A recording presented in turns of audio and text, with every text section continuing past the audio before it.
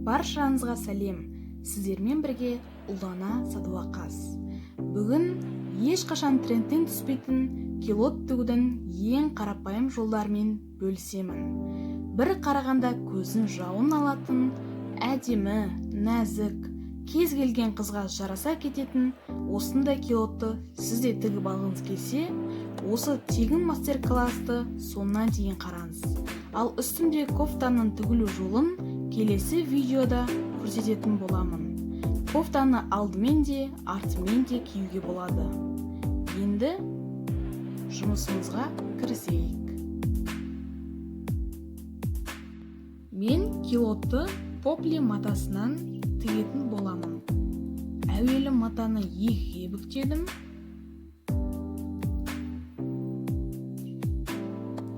Ені 150 сантиметр, ұзындығы 93 сантиметр.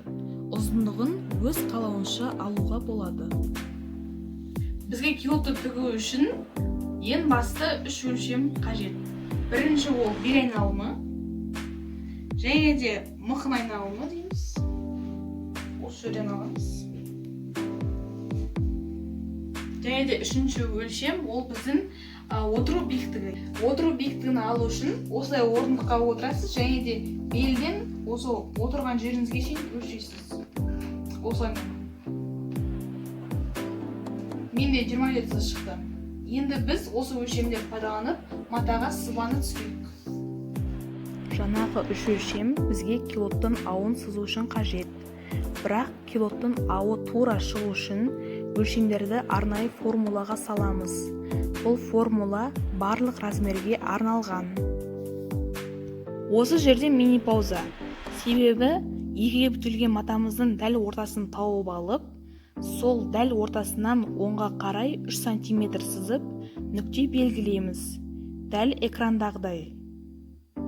Енді формуламызға көшейік.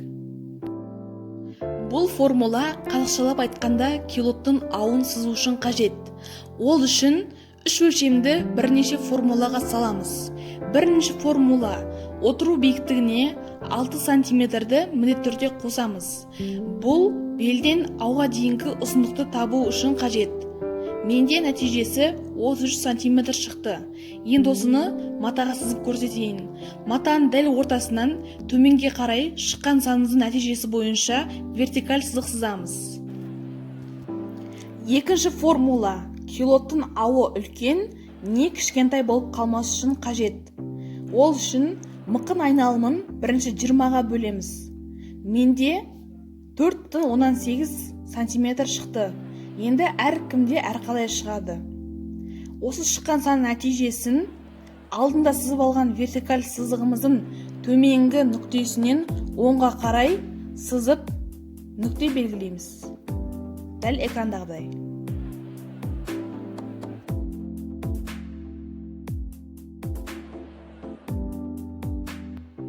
Дәл сол сияқты сол жақ горизонталь сызықтың нүктесін табу керек.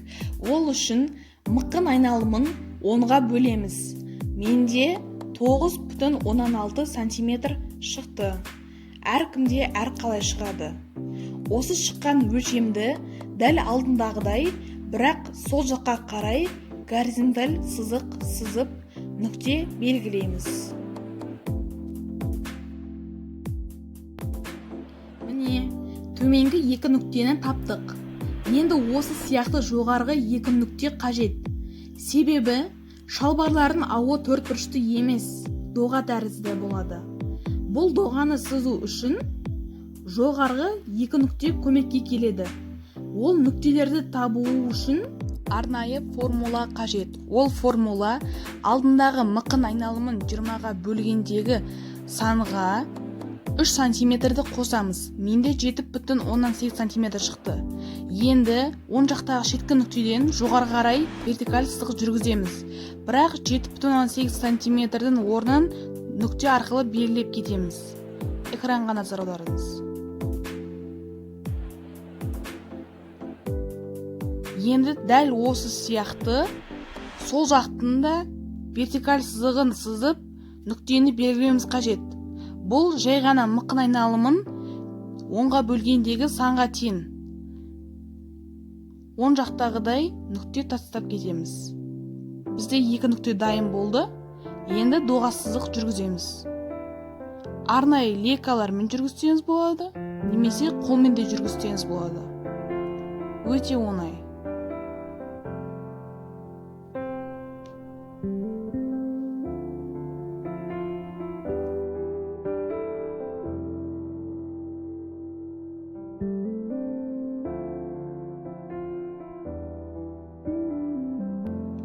Енді доғал сызығымыздан үстінен қиып шығамыз. Экрандағыдай.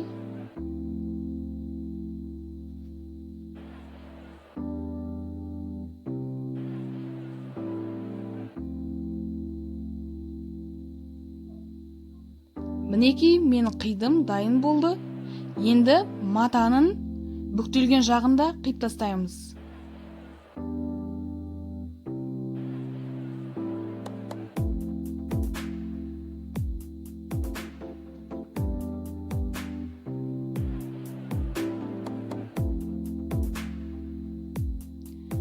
Мінекей, барлық жердің қиятын жерлерін бәрін қидым. Енді осы доға жүргізілген жерді машинамен, түзутгішпен жүргізіп шығамыз. Егер де оверлок болса, оверлокпен жүргізіп шықсаңыздар болады. Менде жалпы оверлок жоқ, сондықтан бірінші түзутгішпен жүргіземін, одан кейін матаның шеттерін зигзагтаймын. Бұл мата сөгіліп кетпеу үшін қажет.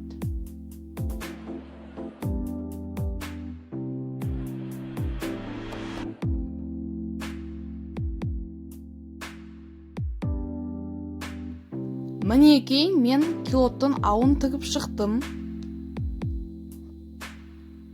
Түзутгішпен.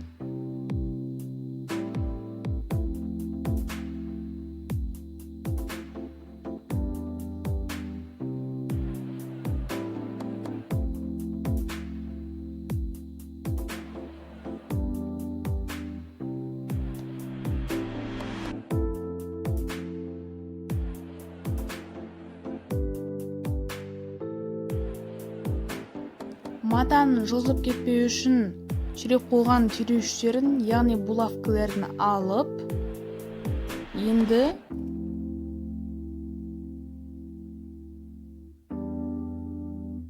ауын тығып қойғамыз. Енді матаны осыны дәл экрандағыдай екіге бүктеп,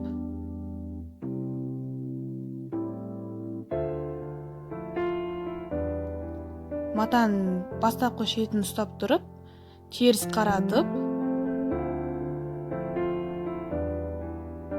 енді килотымыздың 2 жан тігісін тігеміз.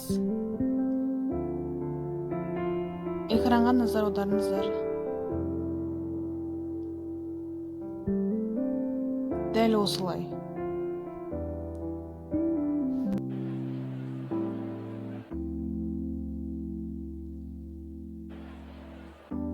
Мен жаңағы айтқанымдай, матаның бірінші түзутгішпен тігемін, одан кейін зигзагтаймын. Сіздер де солай істесеңіздер болады, егер де оверлоктарың жоқ болса.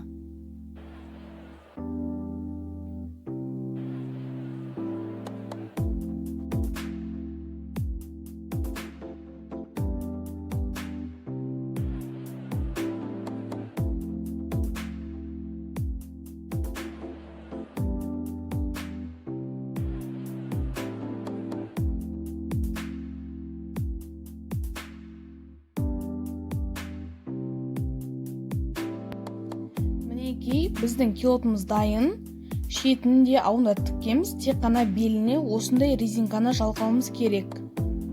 Ол үшін біз алдымен резинканың 2 шетін машинамен қосып тігіп аламыз.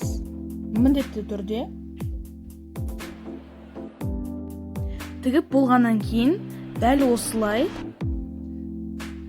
резинканың 4 жерін булавкамен теңдей етіп жүріп қоямыз.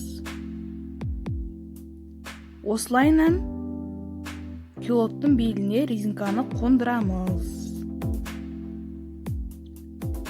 Егерде булавканы дәл осылай резинканың төрт жеріне теңдей етіп қадамасаңыз, онда сізде резинкаңыз артылып немесе жетпей қалуы мүмкін. Сондықтан да төрт жерінен теңдей етіп қадаңыз. Сөйтіп резинканы тартып тұрып матаға қосып тігеміз түзу тігіспен. Мінеки қарап тұрсаңыздар, менде әдемі белдік шықты, яғни резинка белдік. Артылып немесе жетпей қалған жоқ. Енді осыны экрандағыдай екіге бүктеп, машинада төменгі жағынан түзу тігіспен тігіп шығамыз тартып тұрып. Сонда біздің килотымыздың белдігі, яғни белі әдемі болып көрінеді.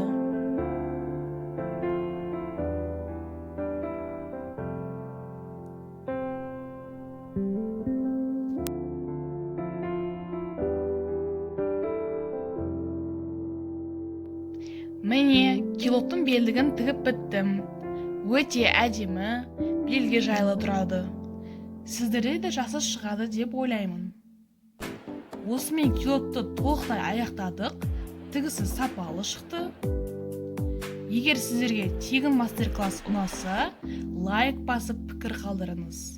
Каналға тіркеліп, достарыңызбен бөлісуді ұмытпаңыз.